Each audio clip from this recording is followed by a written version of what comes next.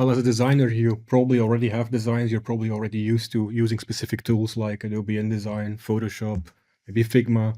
And we have plugins that allow you to import those designs, those static designs, and convert it into the GraFx Studio format.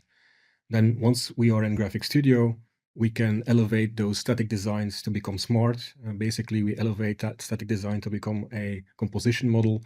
We put business rules in there, so logic. We put brand guidelines in there so we can enforce our brand identity. We define things like animation, so it's not just static, it can be animated. We define multiple sizes and limits to those sizes.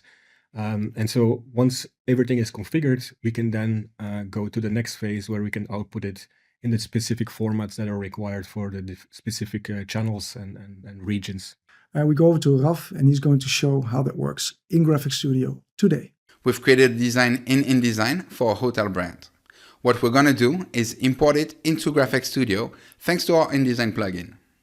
So just open the plugin, click Export, and it'll make sure everything on your design is compatible and export it as a zip file. Then simply go into GraFx Studio and import your zip, and voila! You can now open your design in GraFx Studio. Now let me show you how to turn this design into a multi-channel template at lightning speed.